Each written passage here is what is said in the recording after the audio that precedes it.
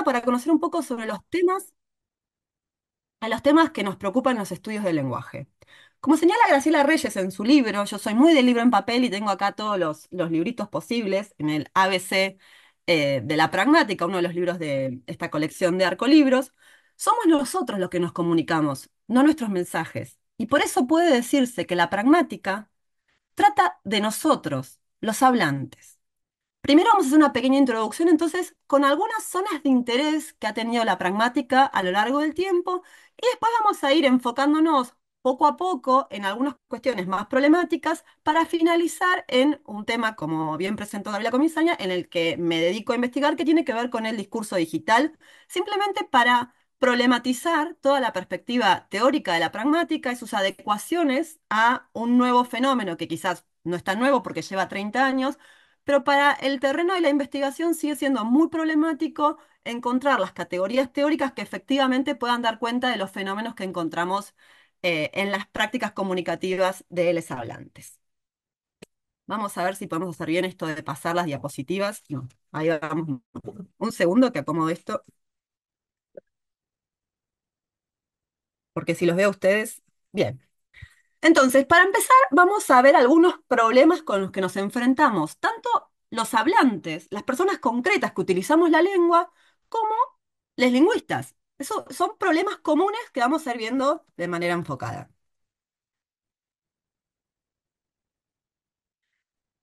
Este famoso dicho inaugura uno de los libros más clásicos para la literatura en español y que ha sido retomado, si bien no lo tengo en papel, el libro de Handel Vidal en su primera versión, lo tengo impreso como muchos de quienes estudiamos carreras de letras, retomada en la introducción de este libro nuevo de pragmática. Es un famoso dicho porque nos sitúa en uno de los problemas, no en todos los problemas, pero en uno de los problemas que va a abordar la pragmática. Atribuida a Voltaire, la frase plantea uno de los problemas clásicos de la disciplina que tiene que ver con el problema del significado no convencional. Si la lengua fuera un código, sería muy estrecha la relación entre las representaciones fonológicas o los significantes y las representaciones semánticas o los significados. El diccionario que tenemos acá plantea todo lo contrario. En algunas ocasiones las palabras significan otras cosas. Acá quizás lo que tenemos es una determinada situación con un determinado rol, o sea, una persona cumpliendo un determinado rol, que es el caso de un diplomático. Quizás la frase esta, quienes la conocen dirán, bueno, tiene un fragmento posterior que habla de las mujeres, que en la nueva versión, la nueva publicación fue omitida y nos quedamos solamente con la idea del diplomático, que adecúa el significado de sus palabras en función, en primer lugar, del rol que tiene. Porque acá no nos plantea otra situación, nos dice como información de la cual nosotros inferimos que es algo relevante, que un diplomático, cuando dice sí, no está queriendo decir sí, está queriendo decir otra cosa. Y ese querer decir otra cosa, esa diferencia, es lo que vamos a seguir trabajando en la conversación que tengamos hoy.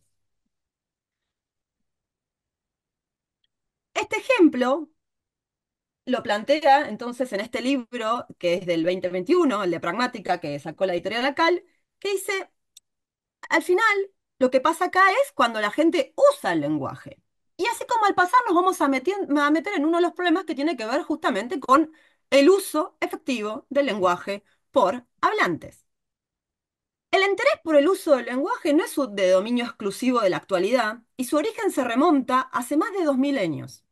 La fecha con la que se data el surgimiento de la pragmática, de todas maneras, es el año 1938, a partir de la acuñación que hizo Charles Morris del término, a partir de la ciencia de los signos en relación con sus intérpretes, es decir, los hablantes.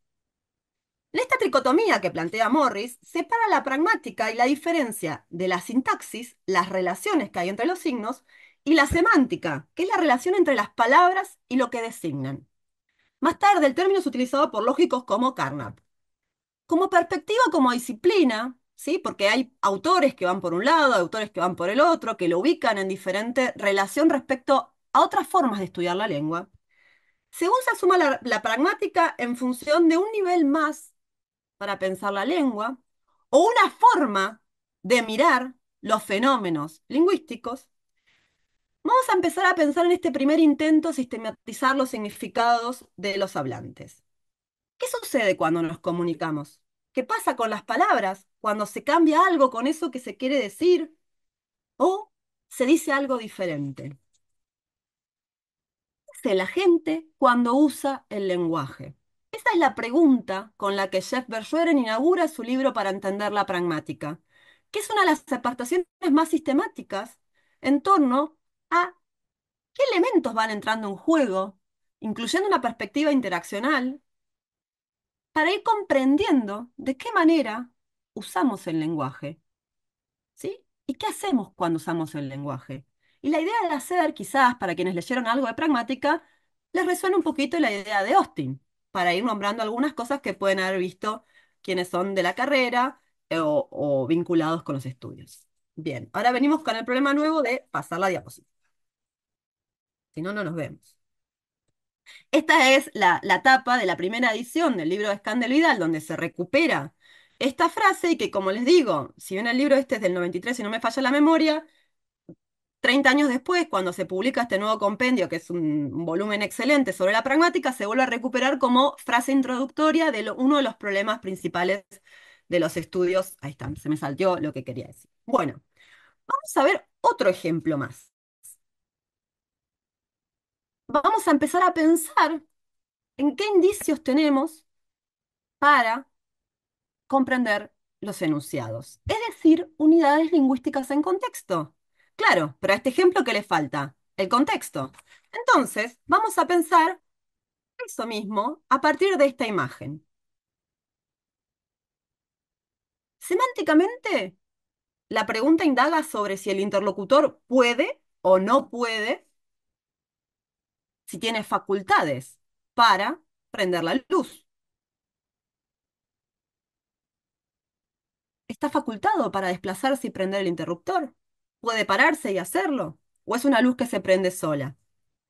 Sin embargo, pragmáticamente, este enunciado funciona como un pedido o como una orden, ¿sí? Y eso que se percibe como indireccionalidad, como algo que no está dicho, pero que los hablantes entendemos, es porque está usando, entre otras cosas, un mecanismo de atenuación a través del cual se busca evitar la amenaza a la imagen del otro. Porque cuando hablamos, cuando nos comunicamos, cuando interactuamos, estamos poniendo en juego nuestra propia imagen y la imagen de los demás. Como vamos a seguir viendo, uno de los factores que más influyen tiene que ver con el grado de imposición que pueda tener aquello que estoy diciendo.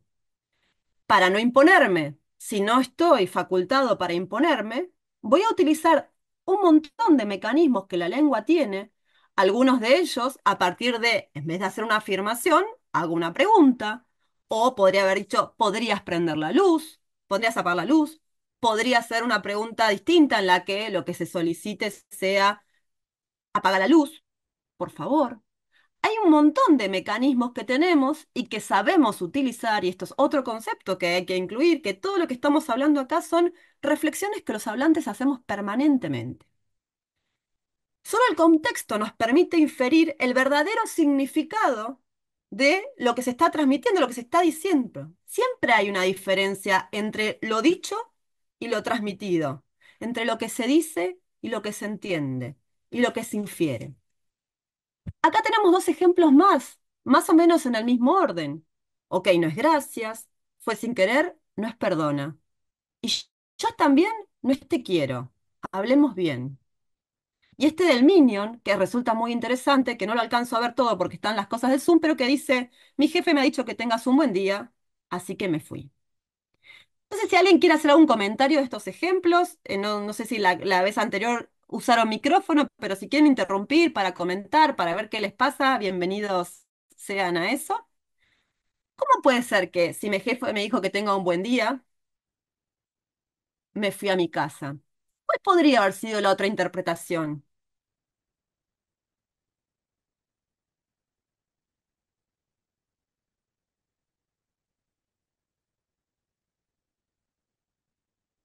Que tengas un buen día también es una frase ritual, de la que uno no está Hola, esperando. Sí, ¿hay alguien hablando? sí, Norma.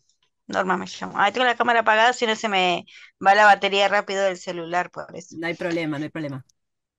Sí, bueno, puedes tomarlo de dos formas. Uno que cuando inicia en el trabajo y que dice que tenga un buen día, como que va ingresando al trabajo y que ese día en el trabajo le vaya bien, y si no como despedida que termine buen día cuando ya en su caso o el resto del día, lo que le queda del día, digamos, puede dar a interpretaciones.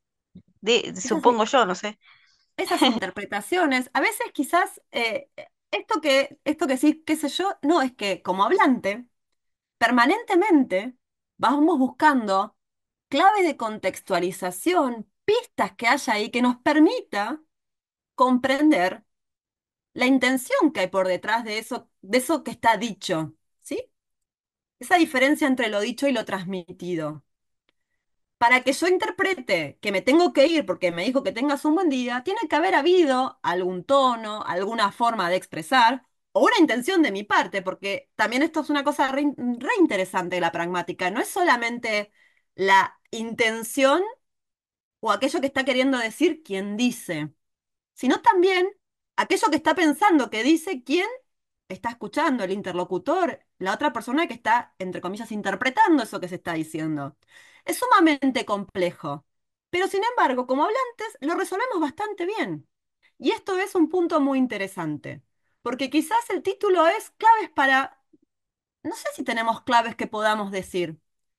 Quizás como hablantes no podemos enumerar todos los aspectos que vamos prestando atención en la medida que participamos de diferentes eventos comunicativos para comprender o para tratar de inferir, mejor dicho, qué es lo que se está queriendo decir. Acá tenemos un ejemplo de una conversación. Está chiquita la letra, pero era para poner. Es una conversación por WhatsApp. No sé si alcanzan a leer, si no lo leo en voz alta, pero este ejemplo que es del Corpus Códice que tenemos junto con Cristina Veladelfa y que es gracias a las colaboraciones de Leandro Boiselier, nos sirve para pensar algo que plantea de vuelta Graciela Reyes en su libro que dice, que comentaba, es el libro es de la década del 90, entonces las tecnologías eran diferentes. Ella comentaba qué interesante que era en un momento cuando uno levantaba el tubo del teléfono fijo y enganchaba una conversación ajena y realmente no se entendía nada. Por más que estuviéramos escuchando la vida ajena, no se entendía nada. Y dice una frase en su libro que me parece muy bonita, que dice, toda la semántica del mundo no nos sirve para curiosear la vida ajena, porque nos faltan otros elementos del contexto principalmente, que nos permitan entender lo que se está diciendo. En este caso, si la mayoría somos habitantes de la Argentina, podríamos entender al menos dos significados de puma. Y sin embargo, seguramente la mayoría de ustedes comprendieron a qué se estaban refiriendo estas personas cuando decían puma.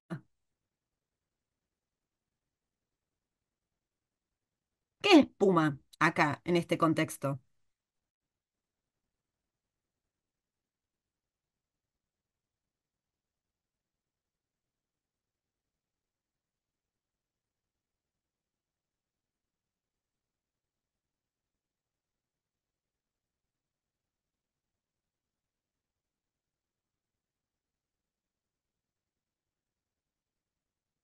¿Alguien puede lanzar una idea de qué significa puma ahí? Está Hola, hablando de un punto de buenas encuentro, ¿no? tardes. Que es, Yo eh, pensaba en Puma como la estación de servicio. El puma es la estación de servicio. Pero para eso, si nosotros vamos al diccionario, que sería la definición más ligada a la semántica, ¿qué nos encontraríamos? En el mejor de los casos, un animal de la Argentina. Y si somos investigadores que no conocemos cuestiones culturales que tienen que ver con el contexto en que habitamos, sería muy difícil comprender esa intervención de esta conversación por WhatsApp. Para Scandel Vidal hay una ecuación que representa que es la pragmática. O sea, la pragmática es el significado menos la semántica, todo el otro significado que no es la relación de los objetos con lo que de los signos con los objetos. Sin embargo, en los últimos años, la pragmática ya no se plantea como un módulo o un nivel dentro de los posibles análisis, de los niveles de análisis de la lengua, sino como una forma de mirar los fenómenos lingüísticos siempre y cuando se atiendan a los factores contextuales. ¿Nos alcanza con conocer el significado de las palabras? ¿El significado de la oración? Hay muchos ejemplos. Porque además, por ejemplo, ¿qué significa la palabra tibio si pensamos en una cerveza? ¿Qué significa joven si pensamos en un producto de belleza? Esto es como la punta de un iceberg. Tenemos ahí el contenido explícito de nuestro enunciado, pero todo lo que está implícito está por debajo y puede emerger o no. Y esto es otro aspecto interesante, porque no siempre reconocemos o conocemos o inferimos o nos damos cuenta de todo lo que hay implícito. El significado del hablante es el significado completo de un enunciado, tanto la punta del iceberg con lo que está en las profundidades del mar, lo explícito y lo implícito. ¿Qué indicio tenemos para descodificar los signos lingüísticos entonces? Y ahí aparece una cuestión que tiene que ver con el contexto, tanto el lingüístico como el situacional, como el sociocultural, la relación que hay entre los participantes, la información pragmática, aquello que tengan en común quienes están hablando, qué saben. Y esta idea de información pragmática, que quienes leyeron el texto de Scandel Vidal lo pueden haber visto, es sumamente interesante porque no es algo cuantificable. Y para quienes miramos los fenómenos lingüísticos desde esta perspectiva, tampoco podemos decir, bueno, la información pragmática entre esta y esta persona es esta. También está basada en supuestos de lo que entendemos que pueden compartir esos hablantes. Y vamos a tres ejemplitos más para plantear otro de los problemas que tiene la pragmática, que tiene que ver con las cuestiones temporales de deixis, de los usos de los tiempos verbales, que es una mirada totalmente diferente a la que podría tener, por ejemplo, la perspectiva gramatical. No alcanzo a leer lo que dice ahí, pero es un meme sobre la famosa frase, nosotros llamaremos. En una entrevista de trabajo, cuando te dicen, nosotros te llamaremos, es muy probablemente que no ocurra, pero puede ser que ocurra. Y en realidad la forma de inferir que lo que se está diciendo tiene que ver con el tono, con el conocimiento que tenemos sobre el uso de esa expresión, ¿sí? Con nuestro desempeño, con conocimiento que tiene que ver con el contexto más lingüístico, en todo caso, si es en el marco de la entrevista, con lo que sucedió antes. O después tenemos ejemplos como este que está muy bien planteado en este otro meme o esta placa. Si no he vuelto en 10 minutos, vuelve a leer el cartel en 10 minutos. ¿Cuándo fue puesto ese cartel? ¿Cuántas veces nos pasa con encontrarnos un cartel que diga vuelvo en 10 minutos y no sabemos en qué momento fue puesto? Entonces no podemos reponer el tiempo. O usos muy O cuánto para interesantes, la persona, profe, o cuánto para la persona que lo puso considera que son 10 minutos. o cuánto es eso, claro, porque no son 10 minutos reloj, acá entran los 10 minutos líquidos de la vida. O los usos de ahí ahora, que desde los mensajes de texto vengo estudiando, que son sumamente interesantes porque hay unos usos en los que ahí ahora se contraponen y no significan el tiempo inmediato, un ya, sino que tienen otros valores. Y son valores que no son los valores consensuados, sino que tienen que ver con usos, en este caso, dentro de determinados géneros discursivos. Y un último problema, que es más complejo todavía, que es, por ejemplo, aquellas expresiones que tienen que ver con usos dentro de determinada comunidad de habla, que están muy establecidos, y que en todo caso, para hablantes de otras lenguas, de hablantes del español o hablantes de otras lenguas, este es un fenómeno re interesante para la pragmática intercultural, no pueden decodificar qué es lo que se está diciendo. Ustedes tienen ahí un ejemplito también de una conversación de WhatsApp en el que hay un vídeo de remeras y remeras, 12 la más grande, la bermuda es grande, remera en 10. Y la respuesta a todo eso es joya. Pero si vamos a la definición de joya, no encontramos ninguna definición que se adecue a ese uso. Ese uso que es un uso de un marcador discursivo de acuerdo, que es muy propio del español bonaerense por lo menos. ¿Sí? Habría que ver si en otras variedades del español se usa tanto como se usa acá. O incluso en el español de Bahía Blanca tenemos una forma que es la forma cope, que en parte es apocopado de copado, pero también tiene mucho que ver con una identidad muy bahiense que es la cooperativa obrera, porque aparece el cope con dos O. Y eso es sumamente rico porque tiene que ver con usos de los hablantes que exceden ese cuerpo de significados que está preestablecido por, en este caso, esta palabra joya. Hay un uso que difiere de incluso 7 acepciones que tiene la palabra joya. Este uso no está, en el menos en el diccionario de la Real Academia, sí en el diccionario de usos de los argentinos está, pero no está recuperada en este diccionario. Para cerrar entonces esta introducción a los problemas y a los temas de la charla de hoy, vamos a recuperar esta frase que quizás alguno de ustedes la haya podido ver en una placa de Facebook, en una de estas cosas de Pinterest, en una historia de Instagram, porque en realidad la tipié y la copié, pero originalmente la tengo de una placa de Facebook. La versión original se la atribuye al escritor francés Bernard Werner, que tiene un proyecto re interesante de un blog con como el archivo del futuro y diferentes futuros posibles. Y les iba a poner ahí el blog, pero bueno, si quieren, chequéenlo o lo mando, que es una cosa muy extraña. Lo que plantea esta frase, que original está en francés y no la puedo leer porque tengo las cosas del Zoom, dice: entre lo que pienso, lo que quiero decir, lo que creo decir, lo que digo, lo que quieres oír, lo que oyes, lo que crees entender, lo que quieres entender y lo que entiendes, existen 9 posibilidades de no entendernos. Y en realidad hay un montón de posibilidades más de no entendernos, porque entre todas estas cosas, también, siguiendo, por ejemplo, la propuesta, las propuestas más clásicas, podríamos incluir ruido en el canal, podríamos incluir otros elementos que no son solamente el traspase que hay entre lo que yo quiero decir y lo que vos entendés que yo quise decir, que serían como solamente estar entendiendo a los hablantes. Hay un montón de elementos dentro de la situación comunicativa que también producen posibilidades de no entendernos. Sin embargo, la comunicación en general es bastante exitosa. En esta charla Tiene que vamos a ver con tratar, los dialectos, profe, los sociolécticos y todo eso.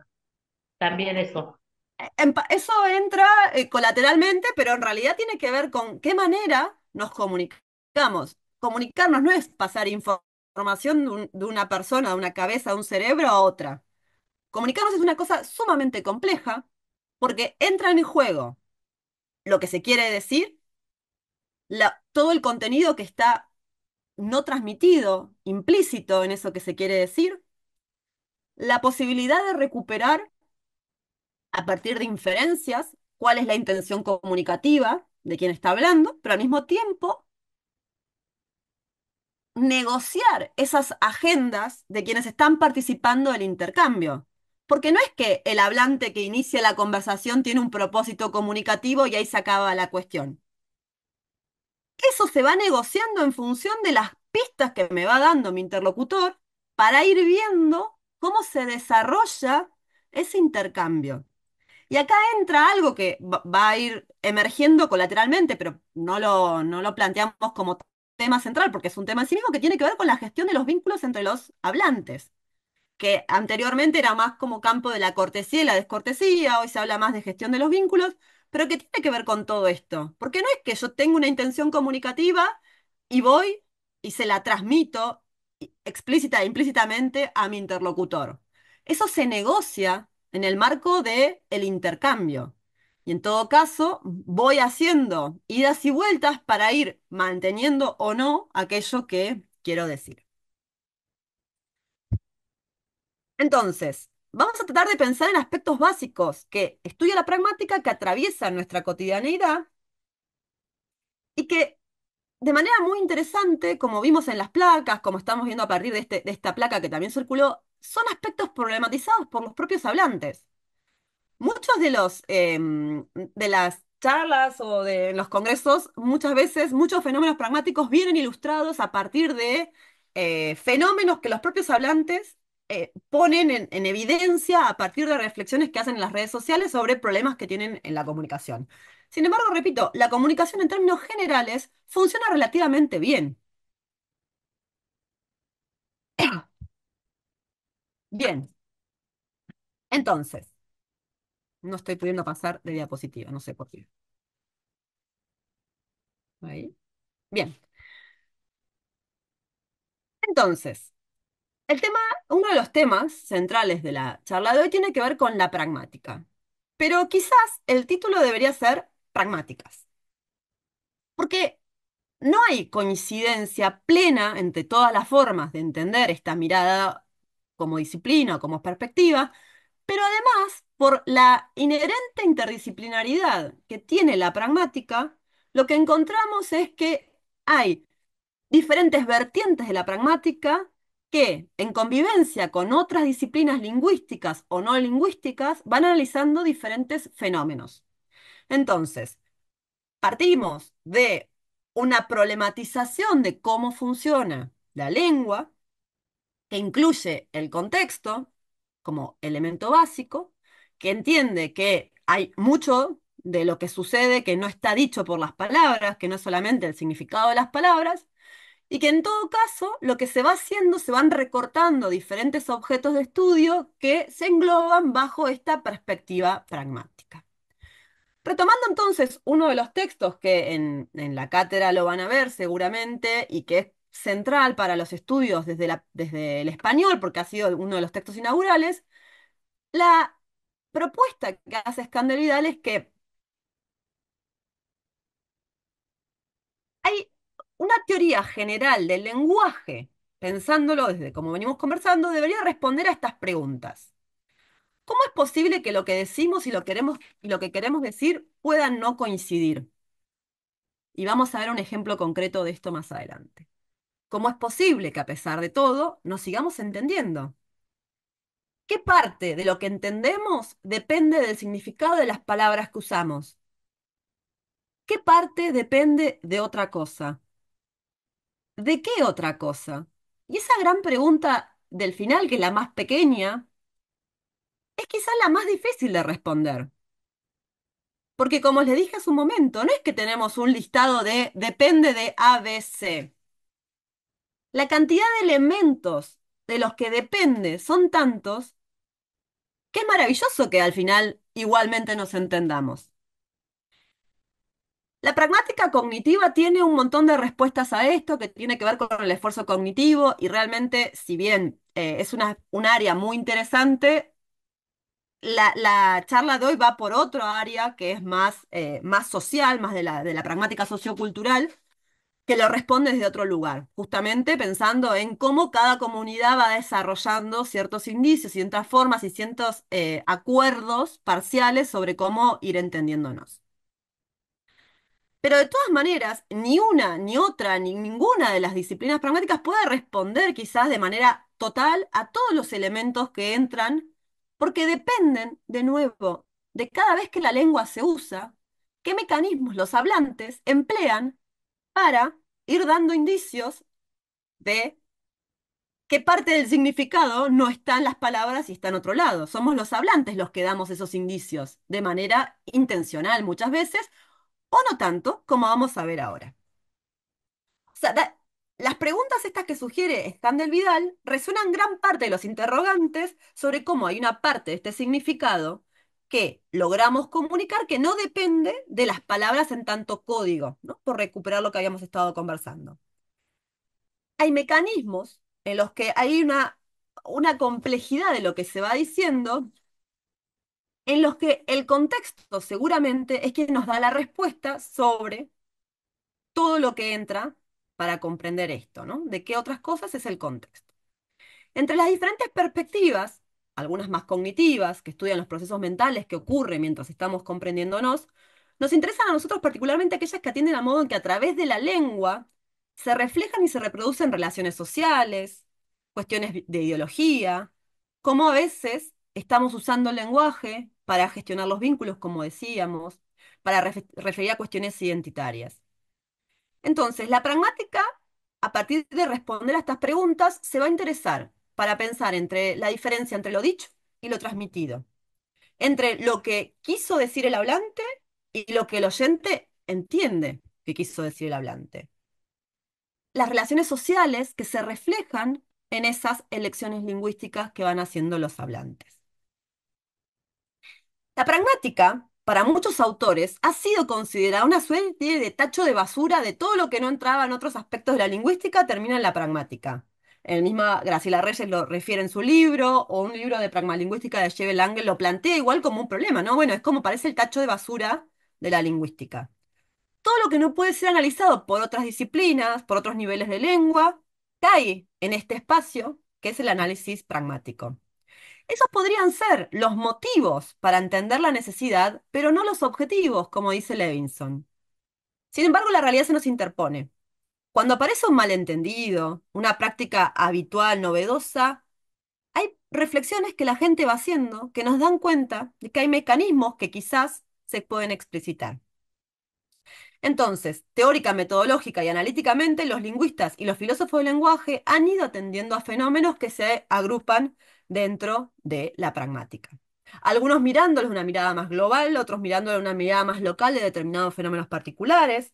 También pensando en la diferente agenda que ha tenido los estudios pragmáticos, como las fórmulas de tratamiento, como las estrategias de cortesía y de descortesía, que en su comienzo se pensaban como universales lingüísticos, que poco a poco se pensaron, o sea, como principios universales y que poco a poco se fueron pensando como vinculados a las comunidades, a los contextos socioculturales de los hablantes.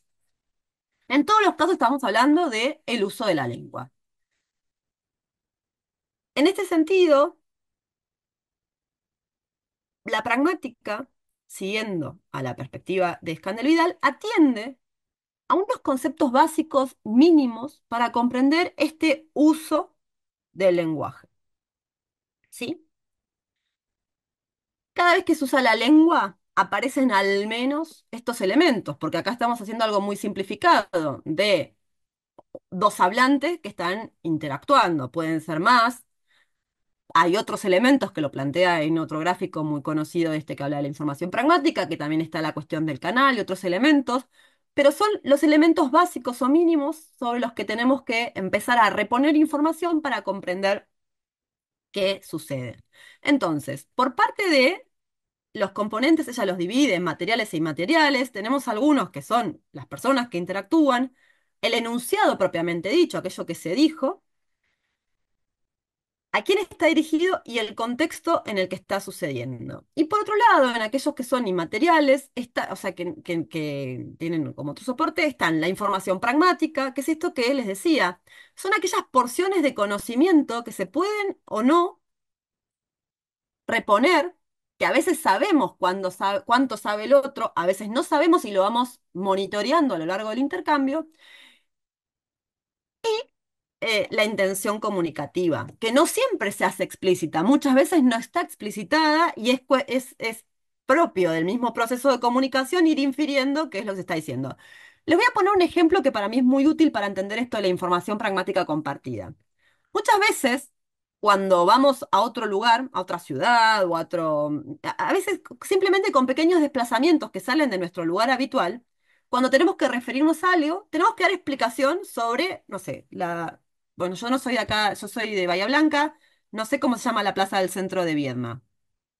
Pero si yo les hablo de la Plaza Rivadavia, para quienes son de Bahía Blanca, claramente comprenden que la Plaza Rivadavia, sin dar ninguna otra información, es la plaza del centro, entonces me puedo estar refiriendo al centro de la ciudad o a la plaza propiamente dicha. Cuando uno está en otro lado, tiene que agregarle información para que la persona pueda entender lo que se está diciendo, porque reconocemos que, por no ser habitante de esa ciudad o porque no la conozca, puede no reconocer.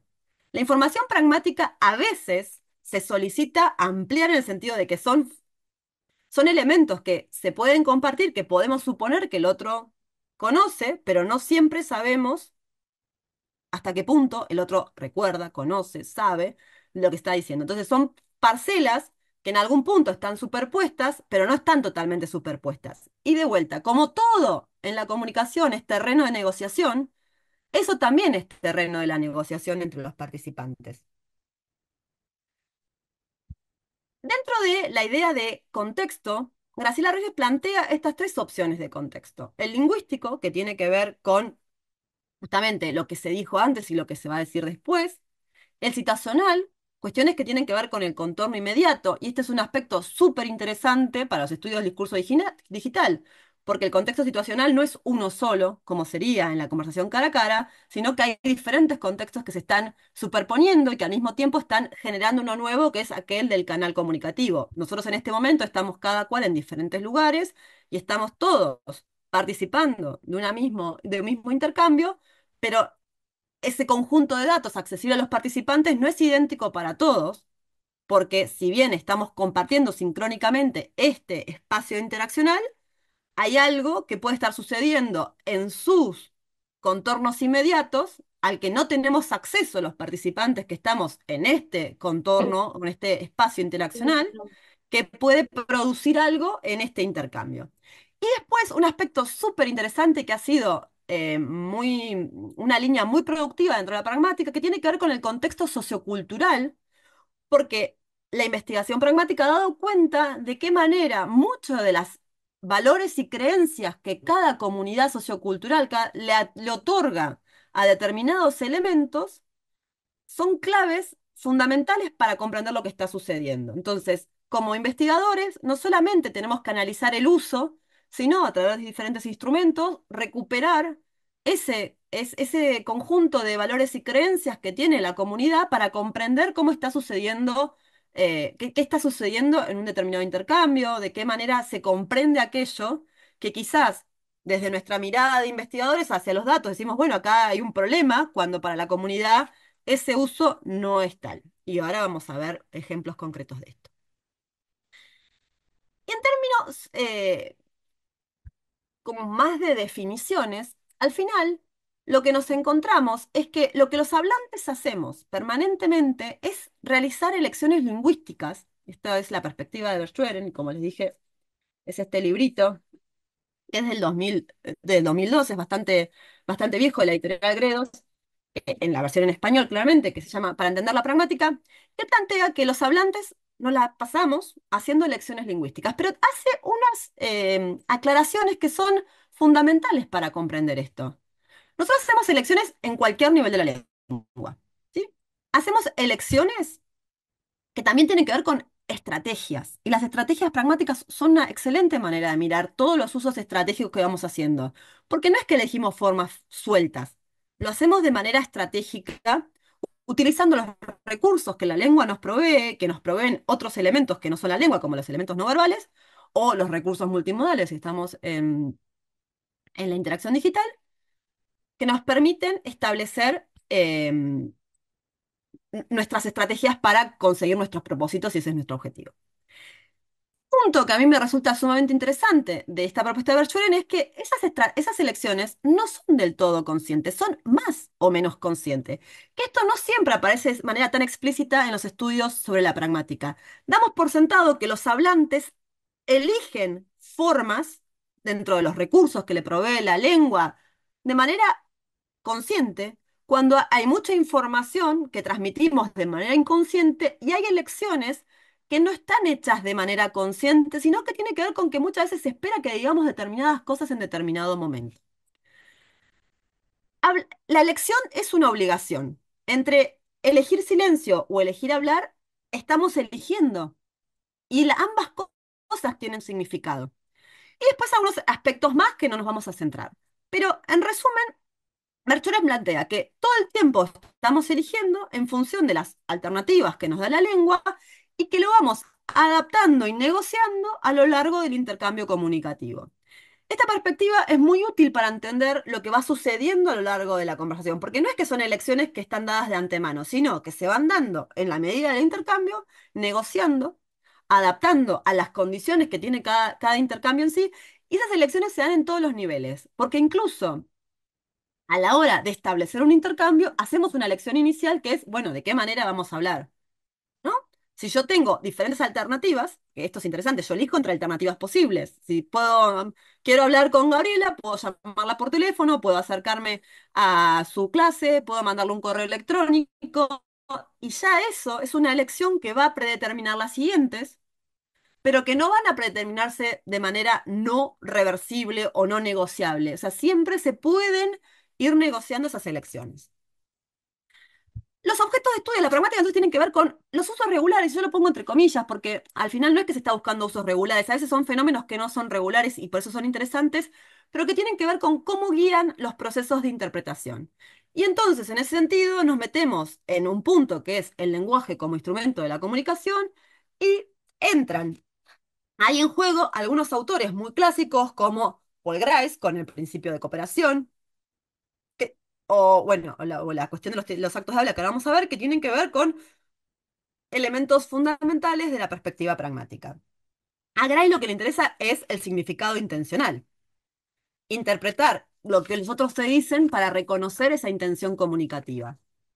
En el trabajo de 1975, Logic and Conversation, que es uno de los trabajos que tiene, que es este que está citado acá, pero que después, tanto como le pasó a Austin, la mayoría de sus trabajos se publicaron póstumamente, y lo que encontramos son textos que fueron reelaborados a partir de conferencias o otros formatos orales que fue dando, estableció el principio de cooperación como un punto nodal para entender la interacción verbal.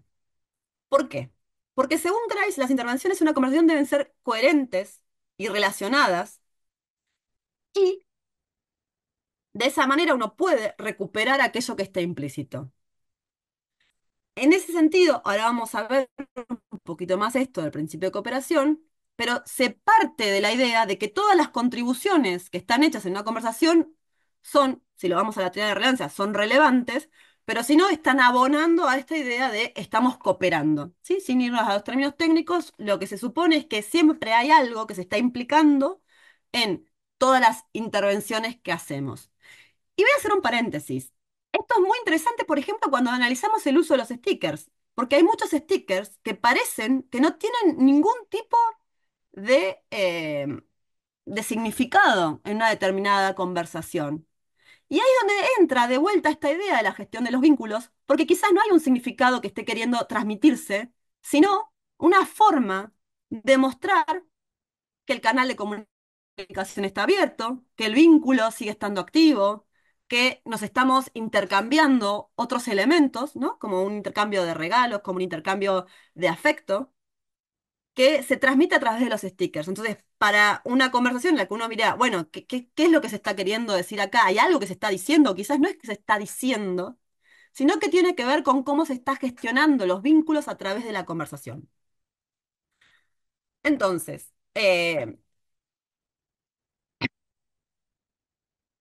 lo que hacemos cuando nos comunicamos es tratar de que nuestros interlocutores reconozcan esa intención, y eso no es solamente a través de lo que decimos.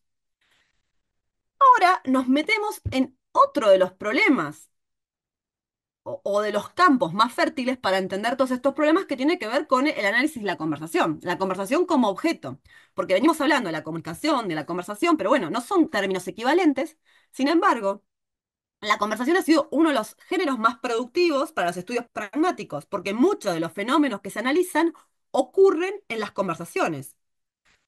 Repito, por ejemplo, en los fenómenos de las cuestiones de descortesía. Se analiza la descortesía en otros géneros, por ejemplo, géneros menos conversacionales, pero la conversación es el acto de habla primario, ¿sí?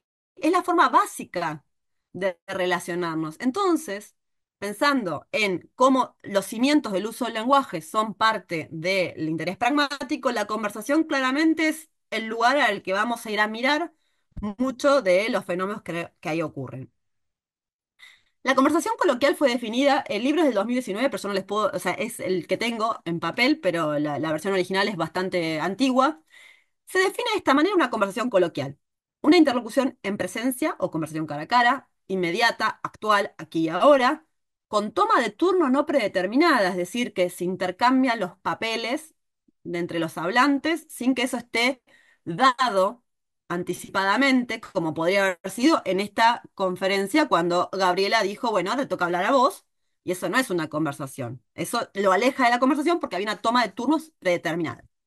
Dinámica, con alternancia de turnos inmediata, que favorece una tensión dialógica diferente según muchas veces factores socioculturales, porque depende de cada cultura cuánto tiempo hay entre los cambios de turno que hay, a partir de que no sean pares mínimos de intervenciones como podrían ser intercambios rituales, porque eso no es una conversación. A pesar de que, por ejemplo, una conversación de contacto, como ocurre cuando tomamos un ascensor o cuando nos encontramos en la calle, si bien es un intercambio de saludos ritual, es una mini conversación o small talk que permite establecer otros campos de estudio. Y es cooperativa, retomemos la idea del principio de cooperación, en relación a lo que, al tema de la conversación, a lo que se está diciendo y a la intervención que dio el otro interlocutor. Y esto es interesante porque cuando pensamos en cómo nos entendemos, cómo acordamos, cómo estamos comprendiendo aquello que está sucediendo, pensar que la conversación es cooperativa, ¿sí? Que trata de ser cooperativa, da por sentado de que en general estamos tratando de cooperar para que eso funcione. Y quizás el principal problema de las conversaciones que no funcionan tiene que ver con que no hay una predisposición a cooperar.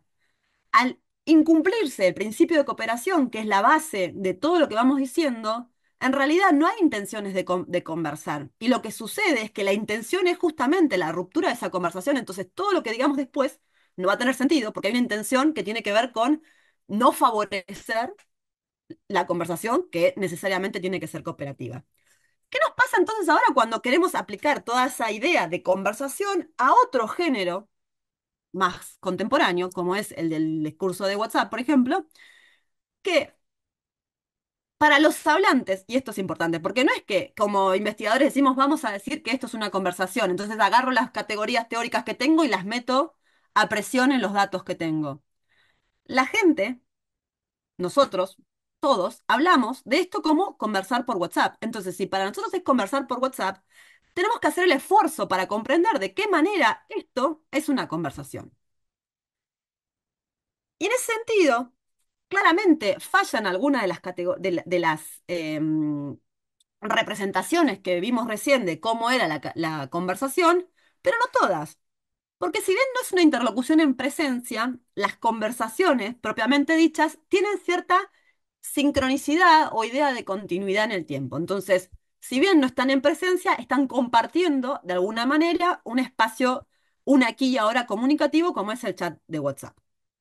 De hecho, uno de los fenómenos de descortesía más propios de este tipo de conversaciones es la ausencia de respuesta en el corto plazo. No hay toma de turno predeterminada y de hecho por eso tuvieron que desarrollar una de las affordances de WhatsApp, que es la de la respuesta, porque era un lío si no seguir las conversaciones, hay conversaciones en sanidad, o sea, se dan otros líos. Hay alternancia de turnos, es dinámica, la toma de turnos no está predeterminada y es cooperativa. Entonces, si bien no se cumplen todos los requisitos de la conversación coloquial, se cumplen la mayoría menos la cuestión de la presencialidad. Otra de las cuestiones que hay que tener en cuenta tiene que ver con la estructura conversacional, que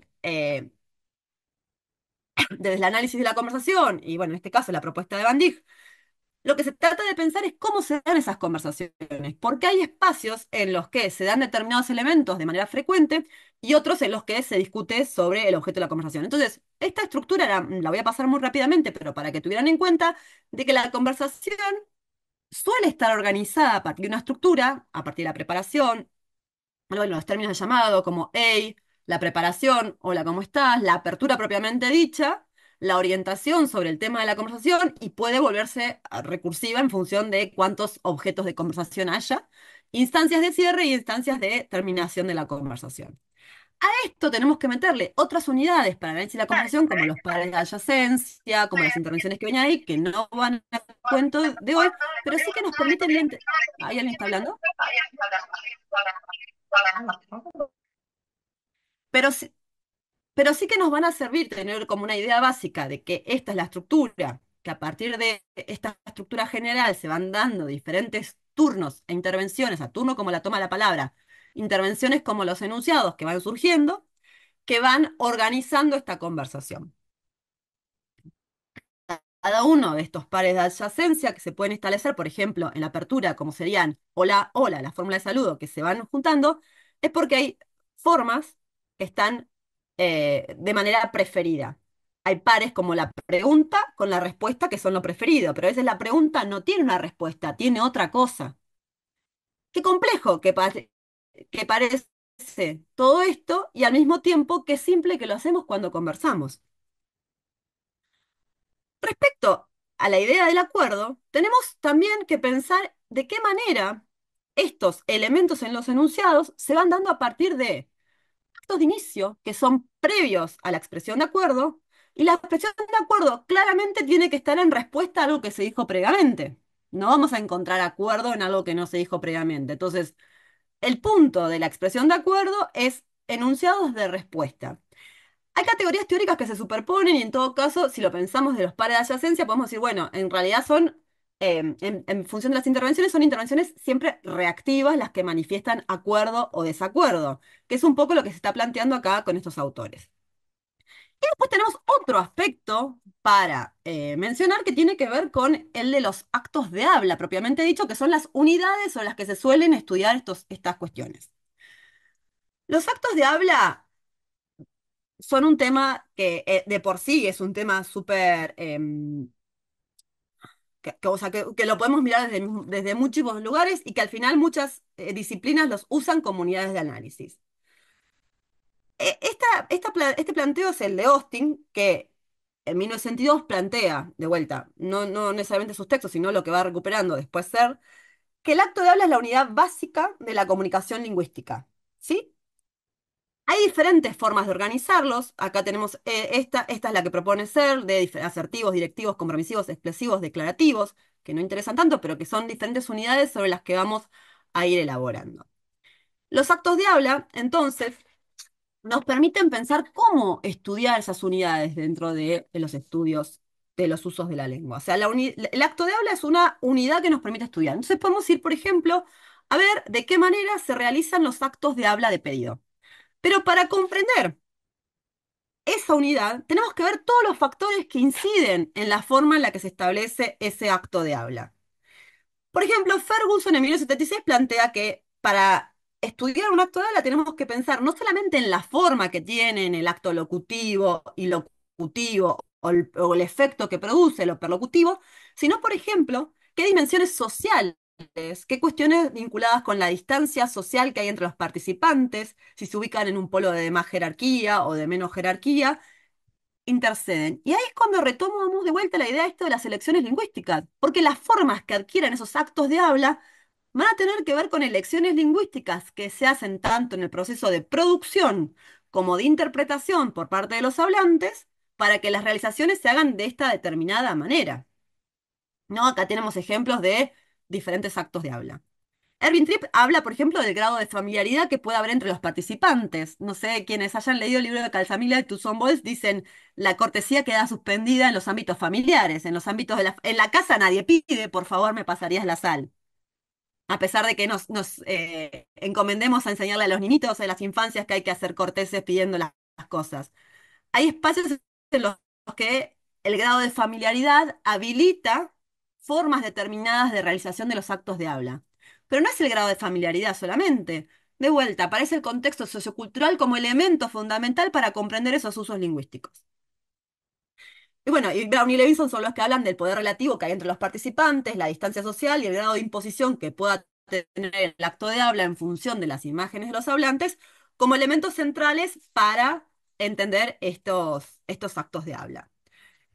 Que serían factores como del microcontexto, no del contexto general de la conversación, sino de cuestiones vinculadas a los participantes. Entonces, para estudiar los actos de habla en contexto, hay que estudiar el lenguaje en su contexto social dentro de una comunidad de habla, para poder ver de qué manera se dan determinadas normas de interacción o qué formas se favorecen en función de diferentes eventos de habla particulares. No sé cómo vamos con el tiempo, pero ya estamos más o menos empezando a cerrar, por decirlo de una manera, porque no tengo ningún reloj acá, así que no sé qué hora es. ¿Cómo nos ponemos de acuerdo entonces? O sea, tenemos muchos elementos que favorecen o desfavorecen ese ponernos de acuerdo. No es tema de esta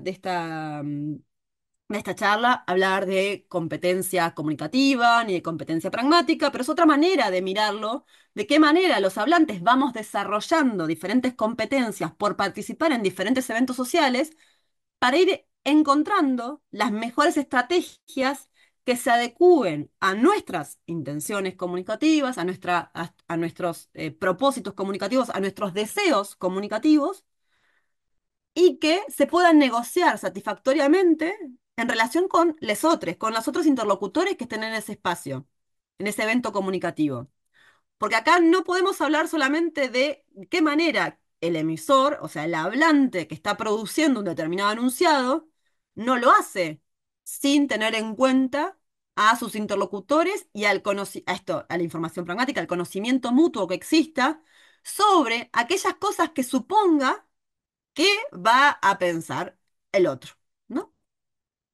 Voy a poner un ejemplito, si anda, sobre un disparador para pensar en todo esto. Ya estoy libre, yo me ocupo, son 500 p cada uno. Oh, seguro que son 501 pesos. Después empezás con, abro comillas, traigan hielo, cierro Yo te comillas. doy la semana que viene, todavía no saqué el código token. Vos no renés ningún código. Jaja, jaja, jaja. Asterisco renés, asterisco tenés, autocorrector del orden. Ah, estoy vendiendo el auto. ¿Me pueden ayudar a difundirlo? Esto es cualquiera. Foto 1, foto 2. Miguel salió del grupo. Foto 4, foto 5. Metelo, si no, ¿quién se encarga? Añadiste a Miguel. Foto 7. Miguel salió del grupo. Añadiste a Miguel. Miguel salió del grupo. Nueva cuenta chat de Itaú. La abrís por WhatsApp sin bajar ninguna app. ¿Qué pasa en esa conversación? Porque esa es una conversación. ¿Cuál era el propósito no me acuerdo los nombres, pero del primero que comienza con el chat? Este, acá empieza. Ya estoy libre, yo me ocupo, son 500 p cada. Tenemos ahí el nombre del grupo, Jueves Asadito, y este dice yo me ocupo, son 500 pesos. ¿Cuál era el propósito de ese grupo? Porque acá es interesante, porque el propósito de la conversación está preestablecido, enmarcado. Hay una clave de En el contextualización que nombre del no grupo. solemos tener. Perdón, no sé quién está hablando. En el nombre del grupo ya está contextualizado el mensaje. Era, o Eso es sea, estaba pidiendo plata para comprar para hacer asado. eso es un marco que contextualiza la conversación, que en la conversación cara a cara no lo tenemos igual, ¿no? Es como el hashtag. Me contextualiza una conversación, pero en la cara a cara no lo tengo eso. Quizás tengo, por ejemplo, el espacio físico, que me da rasgos sobre lo que va a suceder en ese intercambio, o me anticipa sobre cuestiones que van a haber. El nombre de grupo da el propósito global de esa conversación. Pero ¿qué va pasando a lo largo de los intercambios? Como que todos tienen mensajes diferentes, las conversaciones son diferentes. Uno dice, bueno, publica el auto, mandaba las fotos, el otro como que era rata, uno terminó saliendo del grupo, él lo añadía, y en conclusión terminó siendo una publicidad de un banco. Bueno, en conclusión es una publicidad de banco, pero sacando ese aspecto, porque está muy bien, porque en realidad es una publicidad de un banco y todo lo demás que digamos deviene de es una publicidad de un banco. Bien. Cada uno tenía intenciones comunicativas totalmente diferentes y se van negociando en la medida de lo que va sucediendo. Y esto es una conversación, por más que sea una publicidad de un banco, es parte de lo que sucede en las conversaciones coloquiales habituales. Hay un propósito más o menos global y después hay propósitos más o menos locales y hay cuestiones que en esta idea de cómo se van conformando las unidades, ¿no? Estas intervenciones que se van vinculando unas con otras, en las que se van acordando parcialmente algunos aspectos ¿Vos y que tenés otros mi van quedando de teléfono? lado. Sí, perdón, no escuché. No, creo que tenía el micrófono abierto, profe. Ah, ok. Este es un claro ejemplo de qué pasa en las conversaciones habitualmente, ¿no? Está un poco exagerado, pero hay partes en las que hay determinadas intervenciones que no son intervenciones relevantes para lo que se está diciendo y que son intervenciones que van sucediendo paralelamente con lo que se está diciendo. En todo caso, acá, un poco en chiste, un poco de manera cómica, sucede esto de, bueno, hay una persona que lo que le interesa al grupo es vender el auto, pero nos da cuenta de cómo en una interacción se van negociando entre todas las personas aquello que se está queriendo decir. No es que hay, incluso en un grupo que fue establecido para hacer un asado un día, o sea, que había un propósito común a todos los que estaban dentro de ese grupo, después hay agendas particulares de cada uno de los hablantes que se ponen en juego siempre. Y después conocimientos mutuos que tenían entre ellos, porque se hacen chistes internos entre los participantes de esa conversación sobre que hay uno que, no, si lo sacás, ¿quién se encarga? Si, bueno, que eso no está dado en ese contexto lingüístico particular, sino que tiene que ver con el conocimiento que tienen los hablantes. Y al final lo resuelven y hacen o sea, daría la sensación de que el asado se resuelve. Dentro de todos los elementos que hay para estudiar el acuerdo, vamos a centrarnos en uno. Necesito saber la hora porque no tengo ningún reloj a mano. Son las 3:10, Lu. Bien. Lo que vemos acá entonces son unos elementos que son muy útiles para el estudio de la pragmática, que son los marcadores conversacionales, porque son elementos claves que nos permiten ir monitoreando cómo va la conversación. Si bien te están estudiando desde hace mucho tiempo, cada vez más se estudian, porque antes era como una cuestión del marcador como manifestación de acuerdo. Pero lo que se está dando cuenta que estos elementos polifuncionales, o sea, se está evidenciando, recuperan muchas funciones de manera simultánea y superpuesta. Entonces, no solamente son marcadores de acuerdo o desacuerdo, sino que suelen estar cargados de expresividad y dar pistas sobre cómo va el intercambio. Entonces, voy a ir muy rápido porque ya es muy tarde. Hay muchos elementos que nos quedan por fuera de la idea de cláusula tradicional o de los enunciados concretos tradicionales, y lo que vemos entonces es que en ese quedarse fuera de, de los elementos tradicionales en los que se estudia, van quedando de lado y relegados en los estudios, como por ejemplo los marcadores, como por ejemplo las partículas de acuerdo marcadores, como las interjecciones, que son los elementos justamente que nos permiten ir construyendo claves de contextualización de cómo va ese intercambio comunicativo. Elementos que han quedado muy por fuera de la agenda de investigación lingüística son al final de los más relevantes para ir haciendo el seguimiento de la conversación. Esta conversación es una conversación que para mí fue un parteaguas en comprender esto de cómo nos ponemos de acuerdo. Porque dicho todo lo que dijimos hasta ahora de las categorías teóricas, nosotros decimos, hay pares preferentes en los que lo que estamos pidiendo es una determinada cuestión, pero si se alcanza a leer, es una conversación entre parejas, son chicos jóvenes que están en la escuela secundaria. Uno está en la escuela porque va a turno mañana y la otra está en su casa porque va a turno tarde. Y en un momento hay una pregunta, ¿en qué materia estás, amor? Y la respuesta, sí, bastante frío en geografía, termina con un evento crítico, por decir una manera, que es el ok cortado de mierda. ¿Qué podríamos decir de la pragmática de ese ok cortado de mierda? Tenemos un marcador que es un préstamo, ¿sí? Del inglés, que está bastante incorporado en el español, entonces lo podríamos mirar desde ese lugar, es un préstamo del inglés que se incorpora, es una abreviación, es una sigla abreviada. Hay una fórmula de tratamiento, pero eso lo reconocemos porque cortado de mierda para nosotros es una fórmula de tratamiento, pero para otra persona puede ser un café que está feo, ¿sí? Hay un emoji, que es un emoticón en realidad, que nos ayuda a seguir comprendiendo todos los elementos que nos dan cuenta de que ahí pasó algo. Pero ojo, la pragmática nos dice, el análisis y la conversación nos dice, hay una pregunta y hay una respuesta que es preferida, porque esa respuesta preferida es la información solicitada. ¿En qué materia estás? En geografía. La respuesta preferida está en función de esos pares.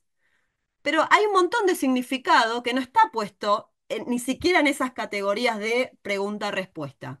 Lo que sucede es la ausencia de estrategias pragmáticas que tenían que ver con la gestión de los vínculos para poder ir negociando eso que iba sucediendo a lo largo del intercambio y que después, lo que vemos después en los siguientes, se vuelva a negociar. ¿Sí?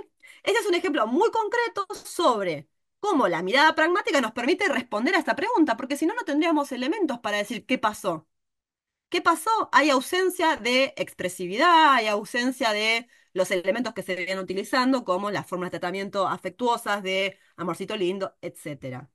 Pero si lo miráramos solamente en términos de pares de adyacencia, estaría bien resuelto. Bueno, esto era para trabajar. El OK es una forma que resulta re interesante para pensar la cuestión del desacuerdo, porque si bien es un préstamo que está incorporado en el español, no está tan relevado en los corpus del español, no está tan relevado en emisiones de los corpus que hay disponibles online, pero sin embargo es sumamente frecuente. La aparición del OK en el español, al menos de Argentina, tiene más que ver con el uso de los mensajes, el OK en los mensajes de texto. ¿Por qué? porque no había forma de mostrar la recepción del mensaje, entonces el OK era una forma muy rápida, muy breve, muy económica de manifestar recepción. Pero como todo en esta vida, lo que van haciendo los hablantes es negociándolo permanentemente y aquella forma que era expresiva, que manifestaba acuerdo en un determinado momento, no hace tanto, hace 10, 12 años, lo que fue pasando es que fue sufriendo un desplazamiento semántico en torno a, no es solamente una partícula de acuerdo, sino que ahora sirve para manifestar desacuerdo. ¿Y de qué manera el hablante entiende si eso que se está diciendo es acuerdo o desacuerdo? Porque tiene que tener conocimiento de todos los elementos que participan en esa situación comunicativa, del conocimiento que tengan entre la relación de los participantes, otros elementos previos como los saludos que puedan haber habido, que me da pistas para comprender cómo estuvo, cómo está la relación entre los participantes. Y en ese sentido, no hay una definición de diccionario que me permita saber si ese OK va a ser acuerdo o desacuerdo. Hay algunos rasgos que permiten dar más pistas, como el uso de okidoki, por ejemplo, para que se entienda que es una manifestación de acuerdo, o el uso del OK punto, porque el punto se sabe que es una manifestación de descortesía explícita, ¿no? Entonces el OK punto parece ser que es totalmente de desacuerdo y descortés. Sin embargo, tenemos los predictivos que nos meten una variable ahí diferente para el análisis que quizás no es una elección consciente, volviendo a la propuesta de Verschueren, sino que fue una elección inconsciente que el predictivo terminó de resolver. En los test de hábitos sociales que hice para ver de qué manera manifestamos el acuerdo y el desacuerdo en la interacción digital escrita, lo que nos encontramos es que para manifestar acuerdo se usa mucho el OK, el pulgar hacia arriba y algunas palabras, pero, y bueno, y esta serie de emojis, pero para manifestar el desacuerdo había, en la nube de palabras no se ve con tanta claridad, pero había preferencia por la palabra porque es mucho más clara que el uso de emojis, pero también en un análisis que no lo pude resolver gráficamente para que se viera por todas las variantes que había para hoy, ven ahí que está el OK como desacuerdo. Al lado del él está el OK como desacuerdo. En este mismo test tenía una pregunta que era ¿qué formas usás para mostrar que estás de acuerdo, parcialmente en desacuerdo o en desacuerdo? Y el OK aparecía en todas las alternativas. Entonces, lo único que tenemos para darnos cuenta son otras pistas que nos permiten saber cuál es la intención de aquel que está hablando. Y en este caso, por ejemplo, voy a mostrar otro problema que tenemos extra en la comunicación digital que tiene que ver con las reacciones. Por ejemplo, esto es una actividad en la que se compartió, que está Viviana Svensson, que es colega de la carrera, en la que aparecen las reacciones, que las reacciones de corazón a veces manifiestan acuerdo, pero es un acuerdo expresivo. Y en realidad no hay nada de la forma de corazón que me permita mostrar que eso es un acuerdo. Acá, por ejemplo, tenemos la convivencia de dos formas. Una, el corazón como reacción y el otro, la forma OK en este emoji, que son elementos que nos permiten negociar el acuerdo. Pero eso tiene que ver con el conocimiento de la comunidad y los valores y funciones que le otorgan a esa reacción para comprenderlo como una manifestación de acuerdo. Voy a ir cerrando para no excederme más en el tiempo y pido disculpas, pero me dejé el teléfono no sé en dónde, entonces no tenía manera de controlar. Es muy difícil cerrar este tipo de conversaciones porque en realidad lo que queremos es dejar muchas preguntas abiertas y darnos cuenta de la capacidad que como hablantes tenemos para ir haciendo todo esto de manera inconsciente. Quizás no tenemos los términos que nos puede dar una perspectiva teórica, pero sí tenemos mucha reflexión permanente sobre los usos lingüísticos. Y en tal sentido, no sé si tenemos claves concretas que podamos decir, pero sí elementos a los que vamos prestando atención, como el vínculo que tenemos con nuestros interlocutores, cuestiones del contexto, que si nos dan a un registro más formal o a un registro más informal, cuestiones de conocimiento previo que pueda haber de la situación comunicativa y otras estrategias que como hablantes, al ir participando de diferentes eventos comunicativos, vamos desarrollando estrategias para viendo de qué manera algunas veces tenemos más éxito y otras veces tenemos menos éxito. Entonces, más que palabras de cierre, la idea es preguntas para seguir pensando cómo nos entendemos. Muchas gracias. Qué bueno, Bueno, esto Lu, era. gracias. Bueno, voy a intervenir cortito porque ya adelantó Gabriela el estado en el que ando de salud. Estoy bastante tirada, ya recuperándome. Muchas gracias, Lu, por participar de la conferencia. Excelente, como siempre, muy, muy clara. Un gustazo, además, que hayas medio inaugurado la unidad al final, porque como ayer no les pude dar clases, pero bueno, arranco como con una base de lujo, así que mil gracias. Y quería avisarles que, bueno, arrancamos la grabación unos segundos después, así que, bueno, va a estar con ese inconveniente la grabación, pero está casi completamente registrada la conferencia. Les pido a todos, por favor, que llenen el formulario que dejamos en el chat y ahora seguro Gaby va a leer las preguntas y demás. Muchas gracias, quería intervenir para eso.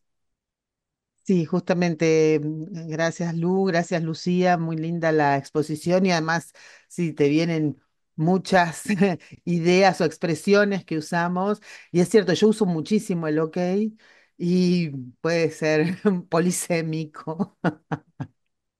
Sí. Ahí El OK todo bien es que tengo una placa que dice, cuando a una mujer le pones OK, fíjate para arriba dónde te mandaste una macana. ¿Qué hiciste mal? ¿Qué Seguro. hiciste mal? Sí, en otros términos, pero dice más o menos eso, Sí. sí. Bueno, yo estoy mirando, hay varias reacciones. Excelente, Lucía, dice Eugenia, muy buena en la exposición, dice Norma. Gracias, profe, dice Vanessa. Una charla magistral, gracias, dice Mariana. Paola Valenzuela, excelente, muchísimas gracias. Muchas gracias también Claudia Papaleo, Alejandro, Paola con aplausos.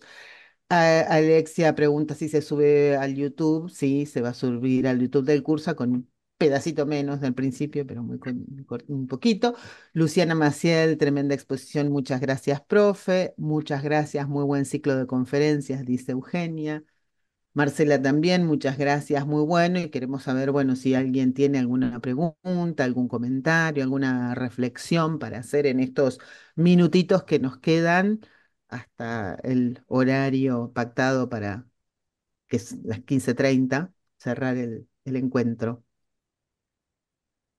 Pueden, no sé, pueden pedir la palabra y Yo pido hacerlo disculpas por esto oralmente. de haberme extendido, pero cuando ayer hablamos con Lu, que estaba de licencia y que dijo que por ahí no había tenido tiempo, aproveché a meter algunos conceptos más y por eso se retrasó un poco. Pero bueno, retomando por ahí, Gabriela, mientras si alguien hace una pregunta o algo, esto que vos decís, es lo mismo que nos sucede con el DALE, que es, o sea, Mm, los marcadores de acuerdo son, por definición, polifuncionales y polisémicos. ujú, Pero es muy difícil encontrar cuál es la clave de cada uno en qué momento, porque, por ejemplo, ujú. la entonación es fundamental en la oralidad, Claro. o el uso de puntuación pragmática, o el uso de otros elementos multimodales que acompañen. Pero hay una cierta base en todo esto que tiene que ver con el principio de cooperación, justamente. Ujú, Entonces, que a veces sabemos que quizás es un poco, hay un poco de descortesía implícita o otras cosas, pero damos por sentado que en definitiva es una contribución que está queriendo ir en línea con lo que se está diciendo y seguimos para adelante. Yo creo que ujú. al final hay un poco de eso, de fingir, como el botón este del sticker de fingir demencia. A veces Sí. nos damos cuenta de que quizás nos están queriendo decir otras cosas, pero apretamos el botón de fingir demencia y Sí, evitamos el conflicto. O sea, lo que la solemos hacer, escalada, la escalada armamentista, eh, claro. sí, Me sí, quedé, Bueno, sí. me quedé pensando, Lu, en una cosita que quería mencionar, con el tema de la inferencia, que vos dijiste la palabra inferir tal cosa, y me parece que ahí hay una clave re importante sobre lo que pasa en la comunicación. En general en clase trabajamos mucho la idea de inferencia en el sentido de que hemos aprendido en el secundario, ya desde el secundario con el esquema de Jacobson de la comunicación, ¿no? El mensaje, el emisor, el mensaje, el receptor, que pareciera que la comunicación, como dicen Sperber y Wilson, era eso de como empaquetar un mensaje y el receptor simplemente lo desempaquetaba y se lo encontraba claro y concreto. Y la verdad es que es más parecido a, en realidad, lo que ocurre a un juego tipo Hansel y Gretel, ¿no? Van dejando miguitas, el emisor trata de dejar la menor cantidad de miguitas posible porque trata de ser económico y nosotros vamos recuperando el camino, ¿no? Cuando inferimos, ¿no? O sea, sacamos conclusiones de esos pocos datos que tenemos a la mano y son Mm, todo lo poco que necesitamos igualmente para poder sacar Sí, conclusiones, ¿no? A mí me parece que ahí la idea de inferencia que primero creo que usó Grice, después la retoma Sperber y Wilson, bueno, y tantos otros, mm, es muy, muy iluminadora bueno, de inducción, ¿no? Hay otras, no son sinónimos, pero otras maneras en las que se ha abordado la misma parte del mm, proceso, que me parece que son una clave para entender eso. mm, Y por otro lado, me gusta a mí siempre, yo te la he mandado ya en algún momento, pero tiene que ver con que es una autora de referencia para mí, la expresión de Erika García de que al fin y al cabo la realidad palmaria de la lengua de la comunicación es que es un acto de fe, ¿no? Le hemos charlado varias veces porque me gusta mucho a mí sí, cómo sí, cierra sí. un artículo, el artículo de lingüística cartesiana sí, lingüística, creo que se llama lingüística cartesiana o el método del discurso, jugando ahí un poco con ese otro texto famoso, donde dice eso, ¿no? Que al final la comunicación es un acto de fe, porque solo podemos saber cuando no nos entendimos, nunca sabemos Exacto. si realmente nos entendimos. Y mm, bueno, entonces ahí desde la ciencia tratamos de hacer lo que podemos para hacernos, mm, para Hay, agarrar ese acto que es un acto de fe, ¿no? Al final, mm, al final todo. sí, sí, sí, sí, sí. te- Eso del acto de fe para mí es como, hay una imagen que está en el libro, bueno, el de Kenneth Goldsmith, ese, en el libro de Kenneth Goldsmith, que él plantea que cuando se da cuenta de cómo es el lenguaje digital es cuando le falla la pantalla en el avión y ve todo el código por detrás, ¿no? Y es lo mismo que nos sucede con la comunicación. mm, Mientras todo va sobre rieles, no nos damos cuenta de todo lo que hacemos mientras estamos hablando. De repente, mm, eh, Mm. es muy fácil verlo con el caso de los stickers, los emojis o en la comunicación digital porque es más precisa, porque es más finito lo que tenemos, ¿no? En la comunicación oral, en la conversación cara a cara, tenemos gestos, tenemos un montón de mm, elementos que van más allá de las emisiones verbales. Entonces, cuando algo nos genera un poco de ruido, es cuando nos detenemos a pensar, a sobrepensar aquello que está sucediendo. Y Lucía, Lugo dijiste algo muy importante, la cuestión del principio de economía lingüística o el esfuerzo mm, cognitivo u otras maneras de comprender esto, que al final son poquitas cosas las que vamos dejando, porque somos un poco, no la idea de perezoso, pero sino que nos damos cuenta de lo valioso que son determinados elementos. Y yo fui nombrando algunos como al pasar, pero por ejemplo, las fórmulas de saludo, el saludo, es un elemento clave para entender qué es lo que va a suceder después. Y lo hacemos de manera muy inconsciente, pero todos somos conscientes cuando saludamos buenos días o si saludamos de una manera no, damos mucha información en esta instancia de intercambio, en donde se prepara la conversación.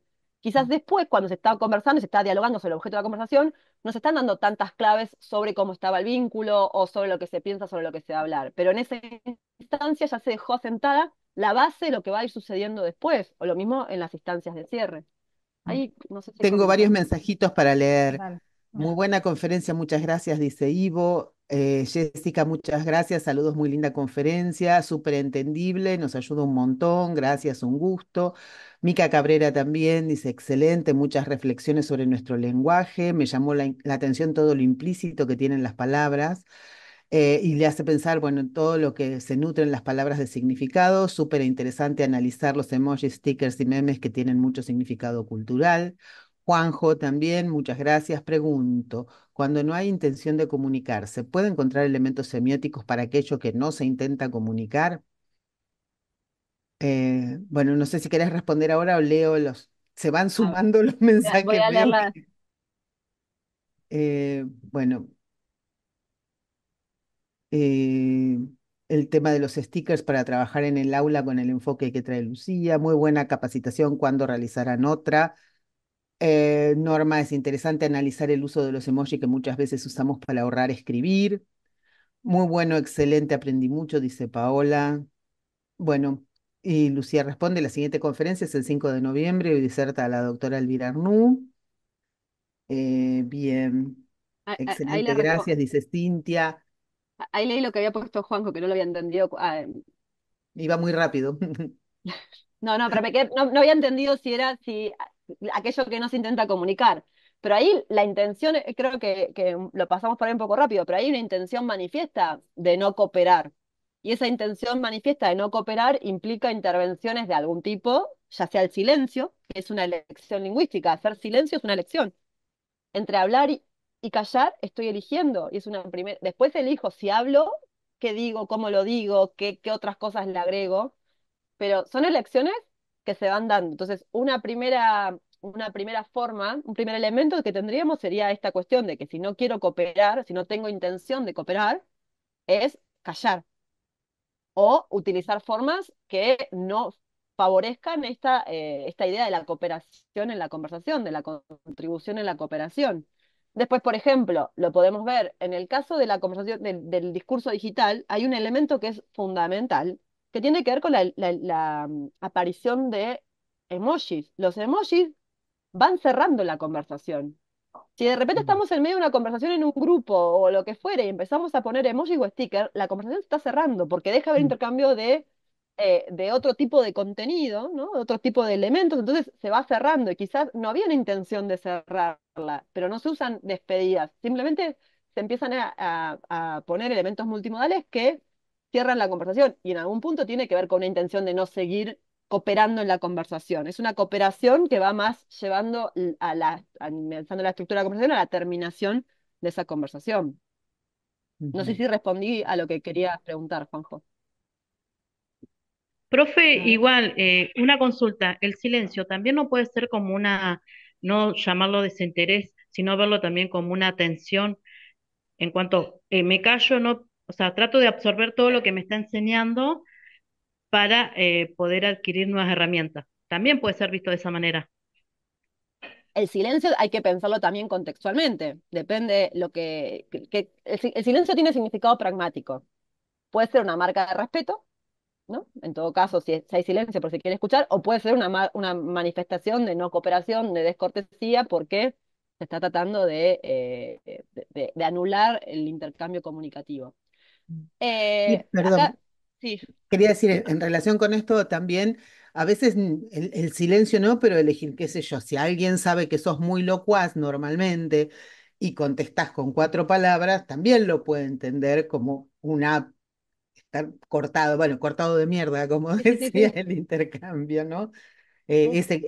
Volviendo a esto de la contextualización, ¿no? De quién es el interlocutor, cómo es habitualmente La en sus relación que hay entre los intercambios. participantes, la información pragmática que tengan compartida entre ellos, el conocimiento mutuo, el grado de formalidad del intercambio, hay un montón de elementos que entran en juego. Y Pensar con el esto me silencio, parece, sí, perdón. pensar el silencio como descortés es eliminar todos los otros elementos que son Mm. justamente las claves para comprender eso. Claro, no, y con esto tenía que ver la pregunta que aparece ahora, que es de Alexia, el hecho de que se Mm. pierda la cortesía cuando hay confianza entre los interlocutores. ¿Se considera de signo negativo desde lo cultural o es una característica más de la comunicación? Lo que plantean ahí Calzamine y Toussaint Bols, que lo deben estar recuperando de algún otro autor, pero no me acuerdo, es que en los contextos de familiaridad hay menor cortesía. Lo que pasa es que quizás hay menos fórmulas corteses de las Claro. prototípicas, como el por favor, pero la cortesía es un continuum, ¿no? Y de hecho se habla de descortesía con el paréntesis entre el des. Porque hay formas que quizás no son corteses en un determinado ámbito, pero sí son corteses dentro de determinado otro ámbito. Y en todo caso, lo que uno puede hacer es manifestar explícitamente la descortesía para dañar la imagen del otro.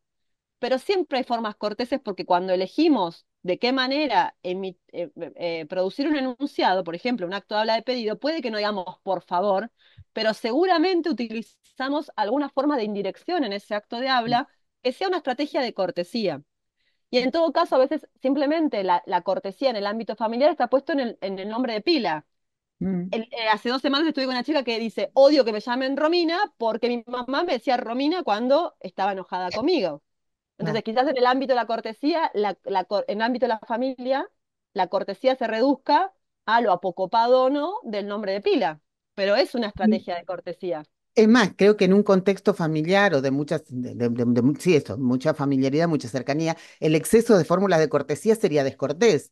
Si yo le Exacto. digo a mi hermana, ¿me podés hacer el favor de tal cosa? Parece que le dijera, bueno, Sí, ¿me sí. podés hacer el favor? ¿No? O sea que Sí, sí, sí, también sí. en esos contextos, utilizar una fórmula que no es propia de ese contexto puede ser descortés, aunque sea la más cortés del mundo, En otro objetivamente, claro, un dicho muy, muy entre comillas, lo de objetivamente, ¿no? sí, sí, sí, sí.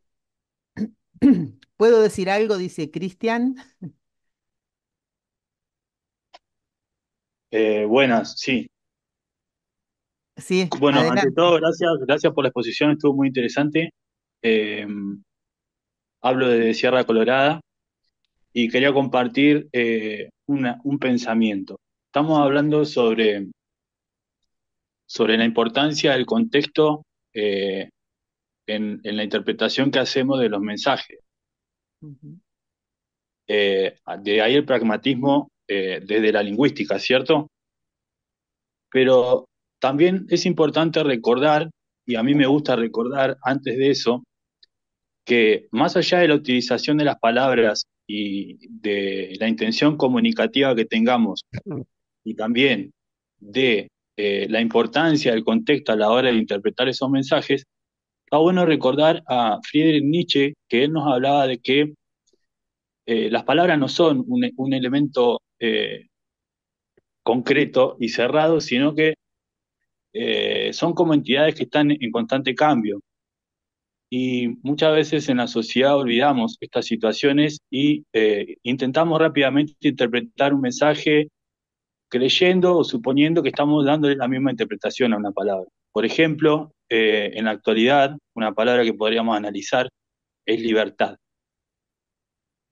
Eh, y la palabra libertad, si interpretamos a Nietzsche, es una palabra que va a definir algo, pero ese algo está definido por lo social. Y ese algo se defiende desde lo social y también algún día, si no recordamos en realidad qué significa y no lo aplicamos acorde a su esencia como concepto, podría llegar a significar lo contrario a lo que alguna vez fue libertad. ¿Entienden?